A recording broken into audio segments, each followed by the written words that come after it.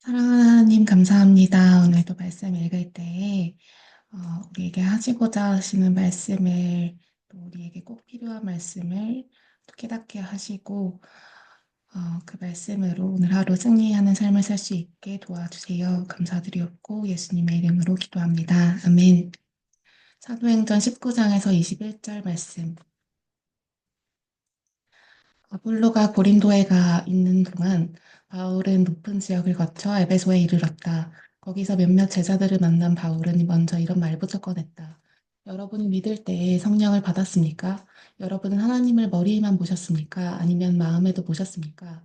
그분이 여러분 안에 들어오셨습니까? 성령이라니요. 하나님이 우리 안에 계신다고요? 그런 말은 처음 듣습니다.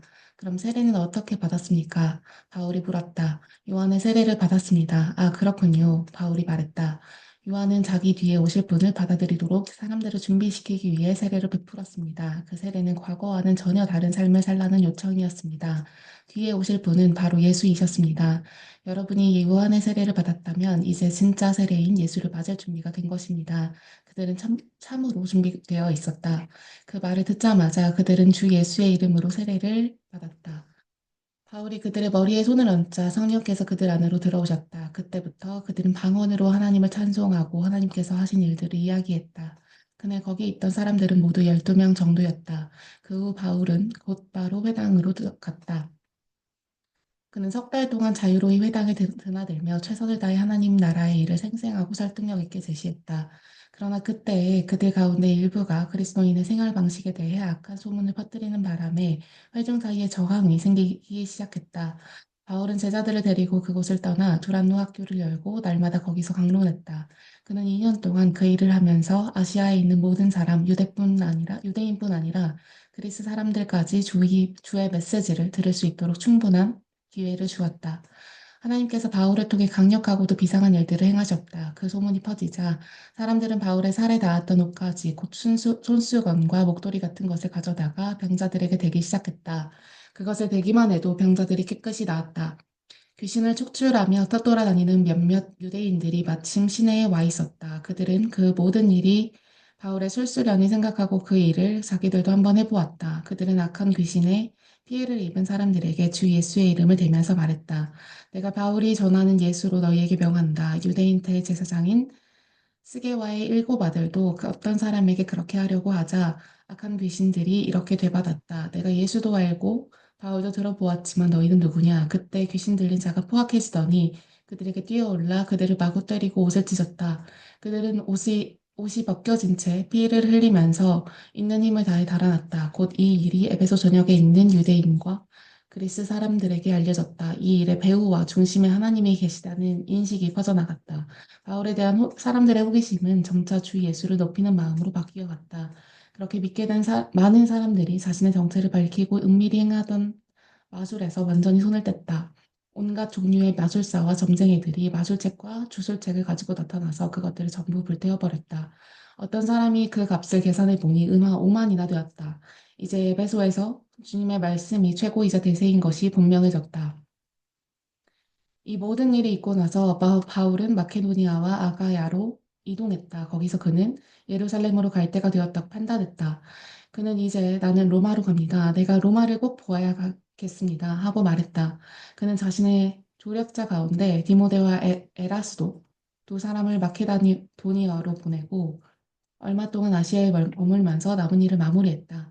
그러나 그가 떠나기 전에 이 돌을 두고 큰 소동이 벌어졌다. 데메드리오라 하는 은세공인이 아데미 여신의 신당을 제작하는 일을 했는데 사업이 번창하여 많은 장인을 두고 있었다. 그는 자신이 고용한 사람들과 그 외에 비슷한 일로 고용된 사람들을 모아놓고 말했다.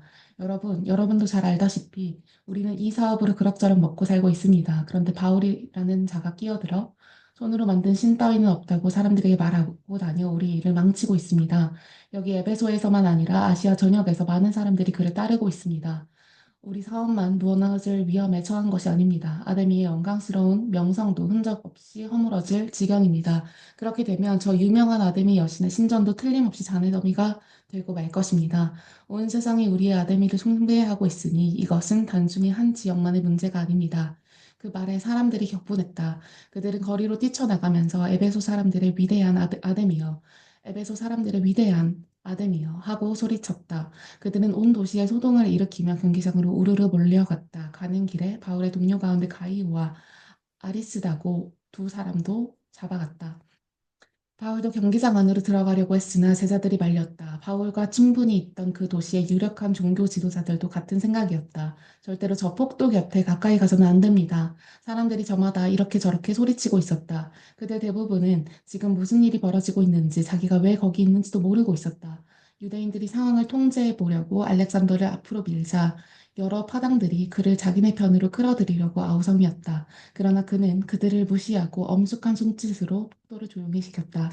하지만 그가 입을 여는 순간에 유대인이라는 사실이 밝혀지자 그들은 소리를 질러 그의 말을 막아버렸다. 에베소 사람들의 위대한 아담이여, 에베소 사람들의 위대한 아담이여. 그들은 2시간이 넘도록 계속 소리쳤다.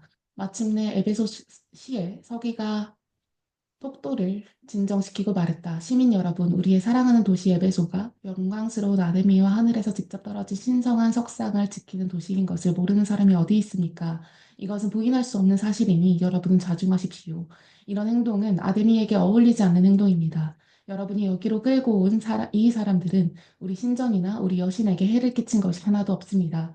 그러니 데메드리오와 장인조합은 민원이 있거든 법정에 가서 원하는 대로 고발하면 됩니다. 그 밖에 고충이 있거든 정기 시민회의에 상정해서 해결하도록 하십시오. 오늘 벌어진 일은 변명의 여지가 없습니다.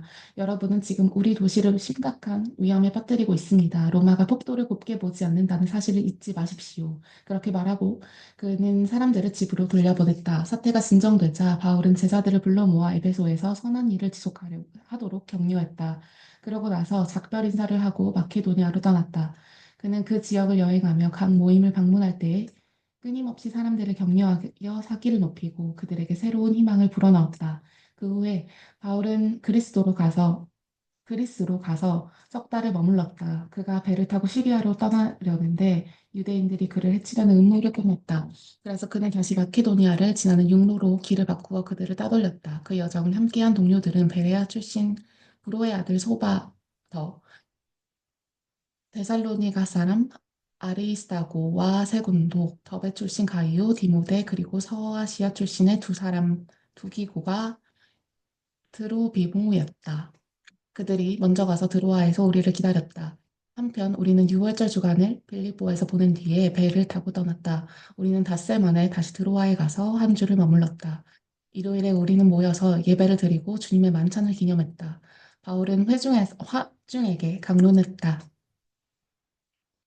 우리는 다음날 아침 일찍 떠날 예정이었으나 바울의 이야기가 밤늦게까지 길게 이어졌다. 우리가 모인 곳은 불을 환하게 밝힌 다락방이었다. 유두고라는 청년이 창을 열고 걸터 앉아 있었다. 바울의 이야기가 계속되자 깊은 잠이 들었던 유두고가 3층 창문 밖으로 떨어졌다.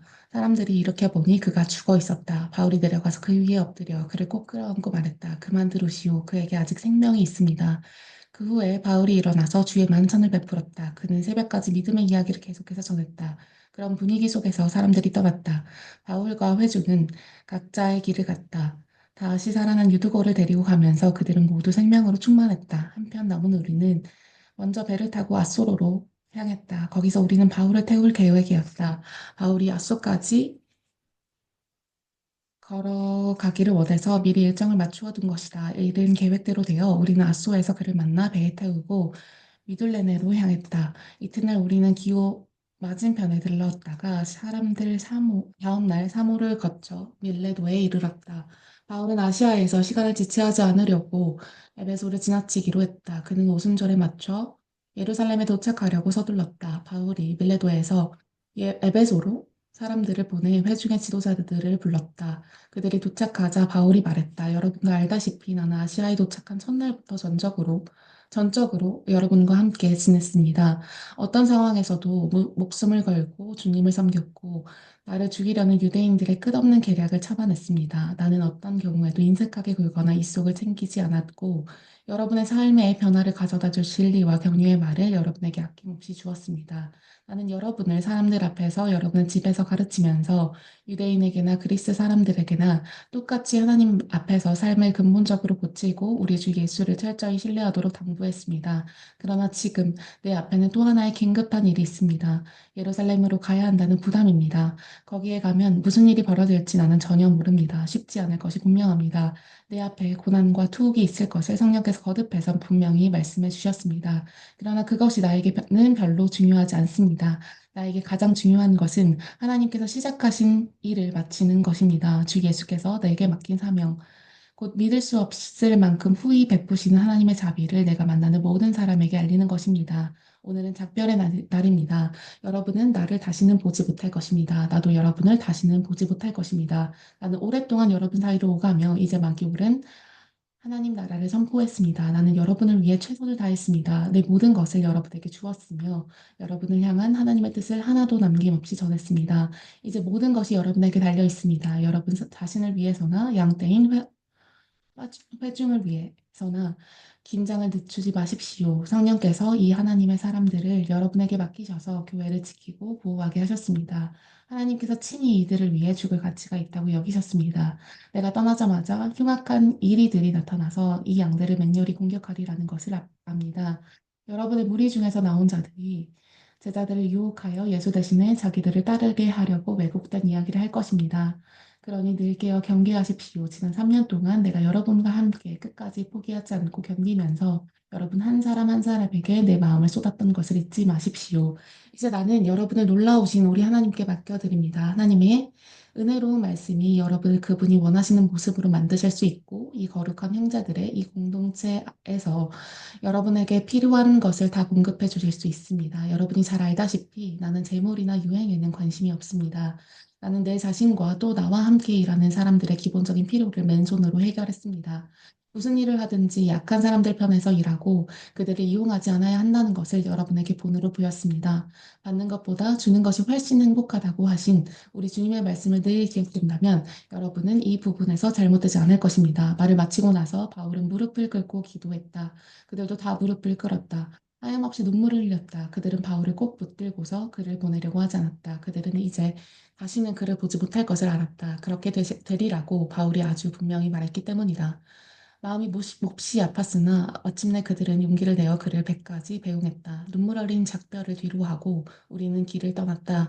우리는 곧장 고스로 가서 이튿날 로도에 이르렀고 그 다음에 바다라에 도착했다. 거기서 페니키아로 직항하는 배를 찾아 그 배를 타고 출발했다. 시리아로 항로를 잡고 가는 동안에 왼쪽으로 키프로스가 시야에 들어왔다가 곧 사라졌다. 마침내 우리는 두로 항해 정박했다.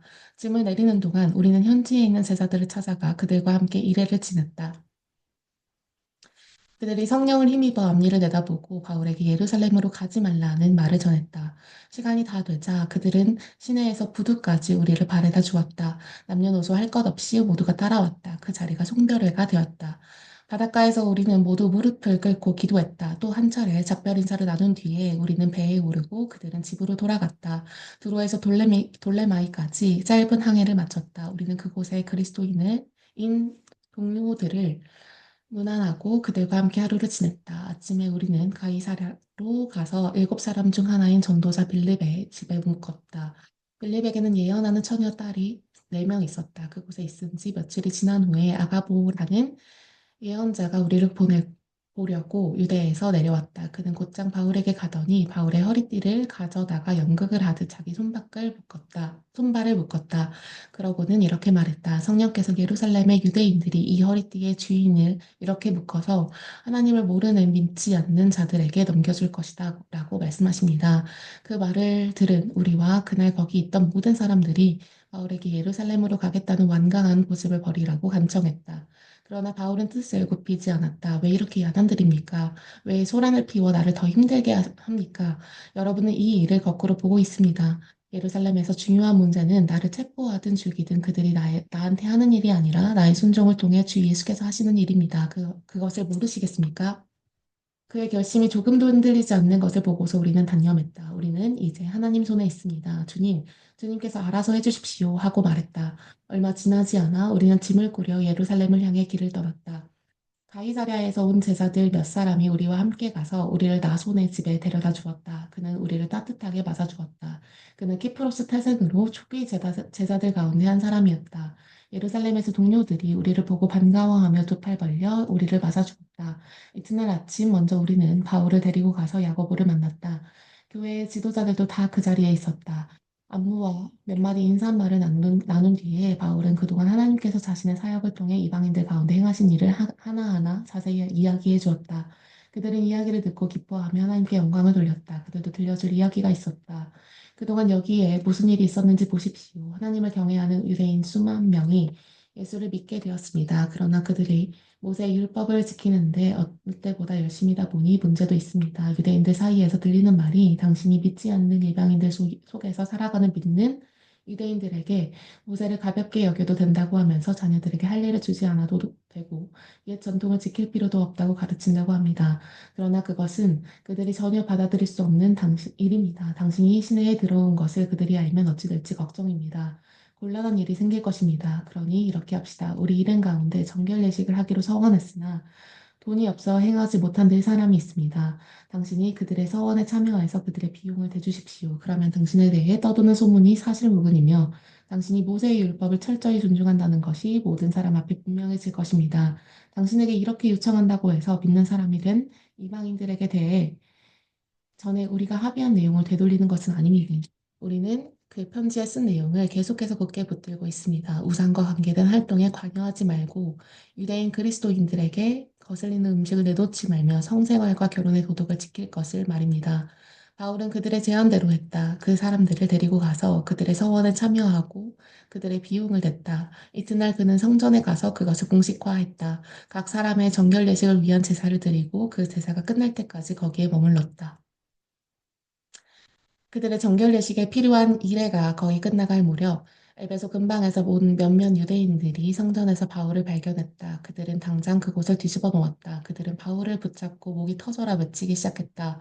도와주시오. 이스라엘 동포 여러분, 도와주시오. 이 자는 온 세상을 다니면서 우리와 우리 종교와 이 성전을 거슬러 거짓말하는 자입니다. 이제는 그리스 사람들을 여기까지 데리고 들어와서 이 거룩한 곳을 더럽혀 놓았습니다. 이내 도시 전체에 소동이 일어났다. 도처에서 사람들이 성전으로 달려와 그들의 행동에 가세했다. 그들은 바울을 붙잡아서 성전 밖으로 끌어낸 다음 그가 다시는 거룩한 곳에 접근하지 못하도록 성전 문을 모두 잠갔다. 그들이 바울을 죽이려고 할 때 폭동입니다. 도시 전체가 들끓고 있습니다. 하는 보고가 경비대 지휘관에게 들어갔다. 그 지휘관은 신속히 행동을 취했다. 그의 병사와 백부장들이 즉시 현장으로 달려갔다. 바울을 때리던 무리가 지휘관과 병사들을 보고서야 행동을 멈췄다. 지휘관이 다가와서 바울을 체포했다. 그는 먼저 바울에게 수갑을 채우라고 명령했고, 그런 다음 그가 누구이며 무슨 일을 했는지 물었다. 지휘관이 우리에게서 얻은 것은 저마다 이렇게 저렇게 외치는 고함 소리뿐이었다. 광기 어린 무리의 소리를 분간할 수 없었던 지휘관은 바울을 군대 병영으로 데려가라고 명령했다. 그러나 그들이 성전 계단에 이르렀을 때 무리가 난폭해져서 병사들은 바울을 메고 가야만 했다. 그들이 바울을 메고 가자 무리가 따라오며 외쳤다. 죽여라. 저자를 죽여라. 그들이 병영에 도착해 들어가려고 할 때 바울이 지휘관에게 말했다. 한 말씀 드려도 되겠습니까? 지휘관이 대답했다. 오, 나는 당신이 그리스 말을 하는 줄 몰랐소. 나는 당신이 얼마 전 여기서 폭동을 일으켰다가 자신을 따르는 4천여 명과 함께 광야로 잠적한 그 이집트 사람인 줄 알았소. 바울이 말했다. 아닙니다. 나는 다소태생의 유대인입니다. 지금도 그 유력한 도시의 시민입니다. 간단한 부탁을 하나 드리겠습니다. 내가 저 무리에게 말할 수 있게 해주십시오. 병영 계단에 서 있던 바울이 돌아가서 손을 들어 올렸다. 바울이 말을 시작하자 무리가 조용해졌다. 그는 히브리 말로 이야기했다. 네, 하나님 아버지 감사합니다. 어, 오늘 바울의 이야기를 통해서 성령께서 우리에게 임하실 때 얼마나 큰 믿음이 생기고 그 믿음을 이행할 수 있는지도 알게 하심에 감사드립니다.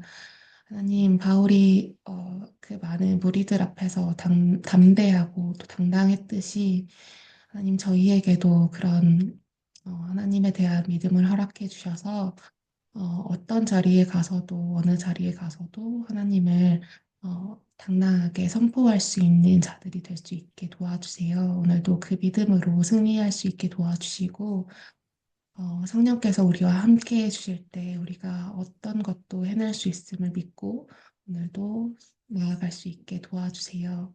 우리에게 또 성실함과 지혜와 거룩함을 허락해 주세요. 감사드리었고 예수님의 이름으로 기도드렸습니다. 아멘.